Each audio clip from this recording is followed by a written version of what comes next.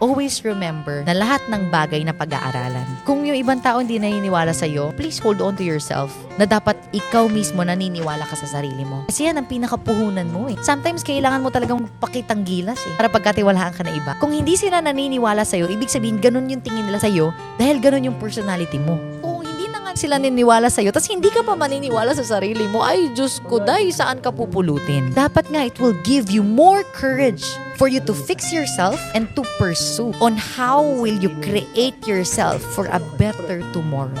Yun ang mindset ko eh. Pag may taong hindi naniwala sa akin, hindi ko siya i-blame. Baka kasi yun talaga ako. Pero this time around, I will be more motivated. Yung pala yung tingin sa akin ng environment ko. OMG, I need to fix myself. Because if you think other way around, na ito yung tingin sa akin ng environment ko, ayoko na lang, kawawa naman ako. You will really not be able to fix yourself until when kanilang titignan na ganyan ka. Parang in all due respect to myself, I will fix myself. And I will prove, not to them, but to myself, para umayos naman yung image ko. At kahit anong pasukan ko, maniniwala sila sa akin.